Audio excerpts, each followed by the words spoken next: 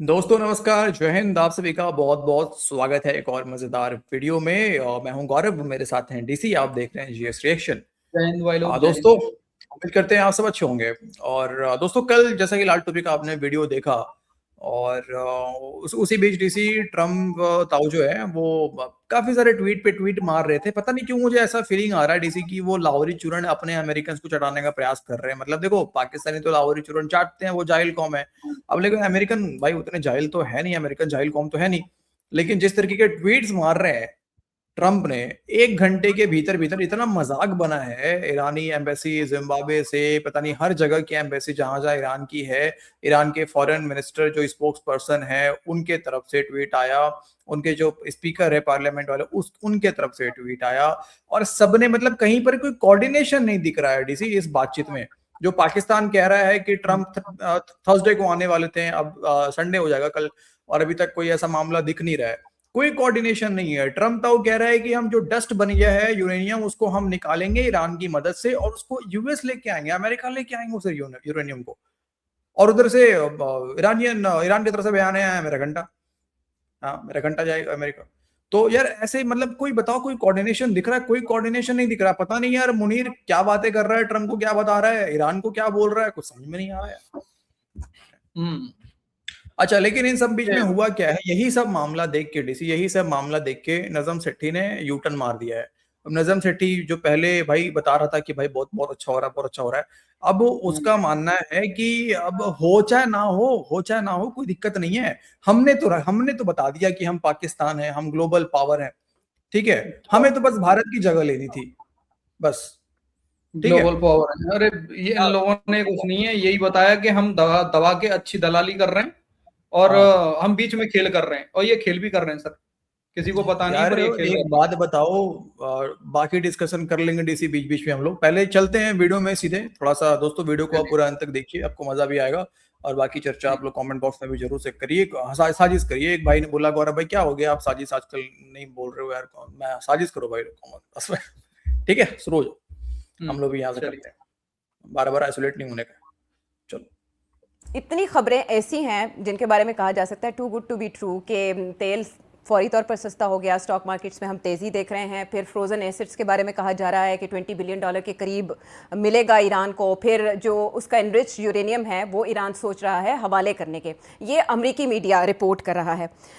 Meanwhile जो पाकिस्तान में analyst हैं, रिपोर्टर्स हैं, या जो हमारे एंकर हजरात हैं, वो इस सारे मंजरकशी करते हुए ये बताते हैं कि आने वाले दिन पाकिस्तान की सफारतकारी में एक बहुत बड़ा माइलस्टोन होंगे, टर्निंग पॉइंट होंगे। प्रेसिडेंट ट्रंप ने भी इशारा दे दिया पाकिस्तान आने का, और गैर मामूली सिक्योरिटी के इकदाम भी देख रहे हैं हम इस्लामाबाद के आसपास। तो डू यू थिंक कि कुछ ऐसा बड़ा होने जा रहा है और जो पाकिस्तान की कोशिशें हैं वो रंग ला रही हैं इस तरह? तो बहुत अच्छा है, अगर ऐसे हो जाए तो और क्या चाहिए हमें।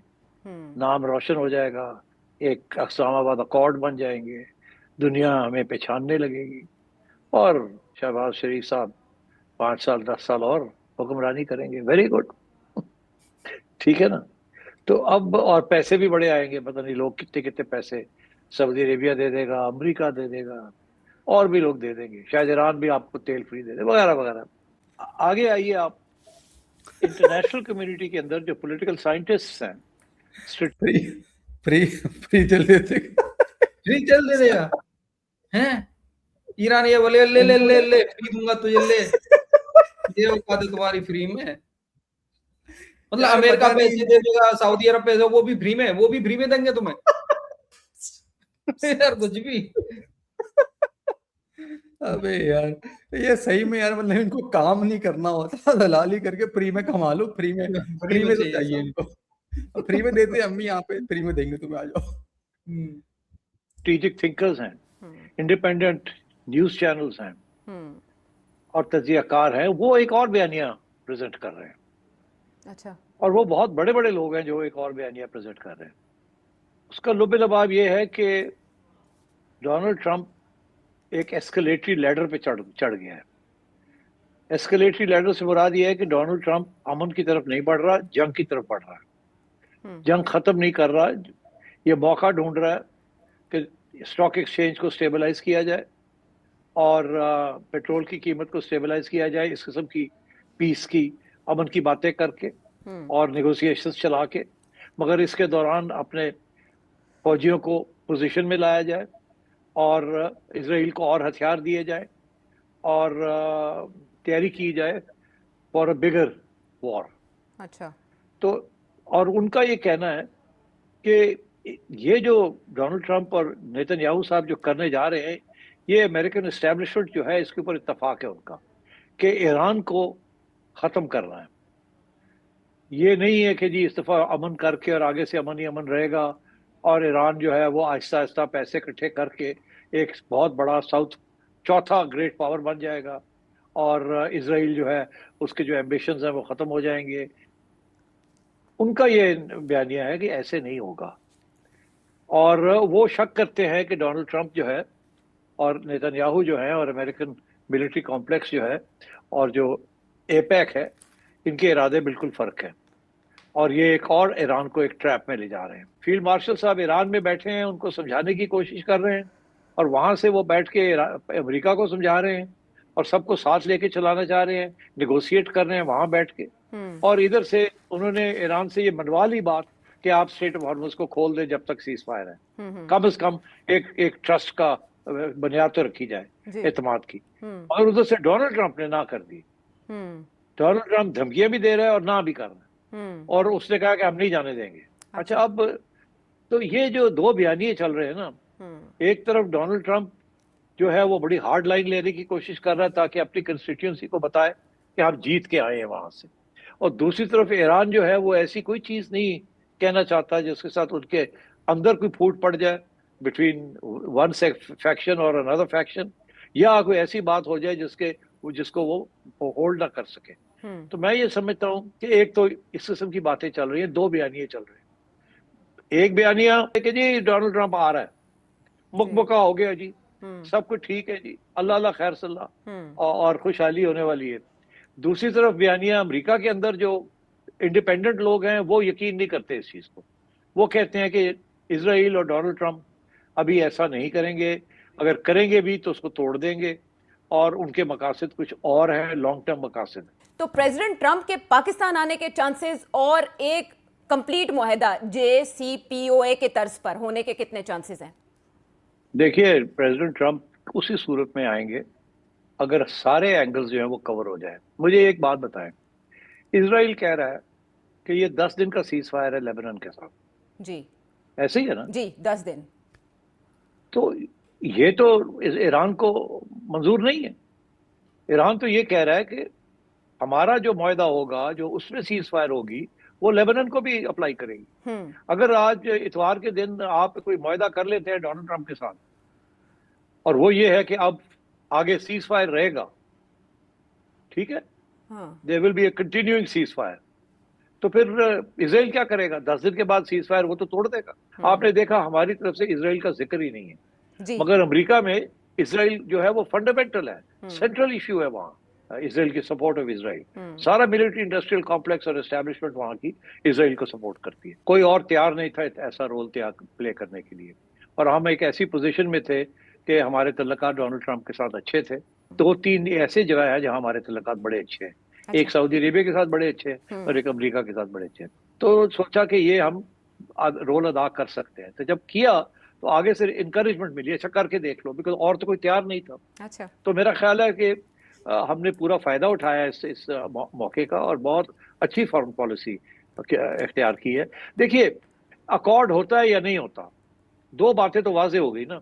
हमारी बेहद कोशिश रही, सिंसियर कोशिश रही, काफी हद तक बात को आगे ले गए हम, और अब तो सूरत हाल ये है कि हम फैसिलिटेटर नहीं मीडिएटर बन चुके हैं। वो पहले जो हिंदुस्तान हमारे ऊपर ताने लगाता था, अब तो वो सिचुएशन रही नहीं ना, अब तो you are actually a mediator.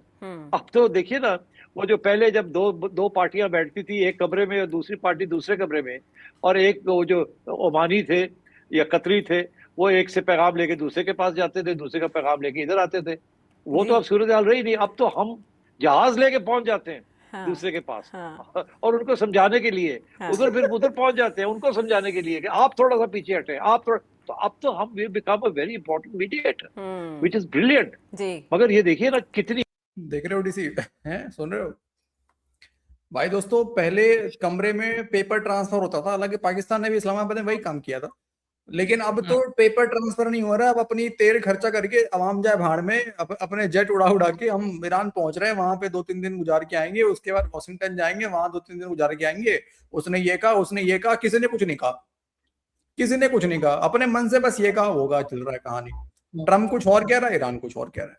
State of Hormuz इनके सिपा सलार फटा पजामा ने जाके खुलवाया ईरान को बोल के, है ना। और जबकि आपको रियलिटी पता है गौरव भाई, उसने ईरान ने क्यों बंद करके रखा हुआ था कि इजराइल लेबनान के ऊपर अटैक कर रहा था, है ना। सीज फायर का, जैसे ही सीज फायर का हुआ कि ठीक है 10 दिन का सीज फायर कर दो, उस टाइम पे सीज फायर नहीं था ना, जब तक मतलब ये स्टेट ऑफ हॉर्मुज बंद था, सीज फायर नहीं था। हाँ, ठीक है, सीज फायर नहीं था, लेबनान पे अटैक कर रहा था। इसका मतलब ये सिपा सलार इजराइल भी गया मतलब नेतन्याहू को समझाने के लिए। ये मैं सजेस्ट तो करूंगा। देखो नजम सेट्टी भी ये बात कह रहा है कि दुनिया जो है, अमेरिका जो है वो इजराइल अमेरिका के अंदर जो है वो इजराइल जो है वो सेंटर है भाई, डिस्कशन का सेंटर है, और होना भी चाहिए भाई, क्योंकि मामला तो उसी की वजह से शुरू हुआ है। तो ऐसा कैसे हो सकता है कि अब अमेरिका ईरान के बीच बातचीत करवा रहे हैं? तो मैं सजेशन दूंगा पाकिस्तान के जो फील्ड मार्शल है पाकिस्तान, सुनो तुम ऐसा करो कि हाँ कुछ अलग पासपोर्ट बनवा दो और वो चले जाए इजराइल भी, उसको भी लो ना यार, मैं इस मैटर में मैं तो ये कह रहा हूँ, लेबनान और इजराइल के बीच में सीज फायर किसने करवाया? फटा पजामा ने जाके, आसिम मुनीर ने करवाया। ये कैसे पहुंच गया इजराइल? अरे ट्रम्प को धमकी लगाया था, तुम्हें नहीं पता कि सीज फायर करो वरना मैं यहाँ पे ये हाँ नहीं ट्रम्प को नहीं, नेतन्याहू को धमकी लगाया हुआ सीधा, है ना, यही बोलो। कुछ भी यार, ये लोग ना मेहनत करनी पड़ रही है आपको। हाँ। मैंने इतनी मेहनत इतने शॉर्ट टर्म के अंदर तारीख में नहीं देखी। मुझे लगता है अभी थोड़ा फ़ायदा उठाना बाकी है। ज़ाहिर है जब आप सुलह करवा रहे हैं और जंग की सिचुएशन को डिफ्यूज़ कर रहे हैं, तो आपको कोई क्रेडिट मिलने के अलावा डेबिट भी मिलना चाहिए, आपको वेवर मिलना चाहिए आपके लोन्स का, या जो आपके ऊपर मुश्किलात है इकोनॉमिकली, उनका भी कोई ना कोई उसका वक्त आएगा। पहले कोई मुक्का हो जाए, फिर उसका वक्त भी आएगा। लॉन्ग टर्म में इसके फायदे ही फायदे हैं। हाँ, वो आपने कुछ हो या ना था। हो, आपको फायदे ही फायदे। आपने अपने आप को एस्टेब्लिश कर लिया है एज अ रीजनल प्लेयर। जो इंडिया का रोल था वो आपने ले लिया। अब वो कामयाबी हो या ना हो, डजंट मैटर। आपने जिस तरीके के साथ ये सारा किया है, दुनिया ने पहचान लिया कि यार ये लोग की कमाल लोग, देखो तो सही, वाह भाई वाह, well done well done well done. तो मतलब ये है कि suddenly you are on the global map, and I think that is the biggest achievement of our hybrid government. Hybrid government की बड़ी बिगेस्ट अचीवमेंट है। और अब जहाँ पाकिस्तानी पासपोर्ट दिखेगा, हो पाकिस्तानी, हो मतलब तुम फटोगे नहीं, हो वेल डन सर। आप तो आइए, सलाम ठोकते हैं आपको। कुछ नहीं है, बस ये होगा दलाल सर सैल्यूट। यही होगा, और क्या होगा यार। मैं तो कहूंगा यार, एक पाकिस्तान के लिए डीसी अलग से अवार्ड निकलना चाहिए भाई साहब। ये हाँ, दलाली, अलग से एक अवार्ड, दलाली पीस करके, नहीं झुलाले दलाल, झुलाले दलाल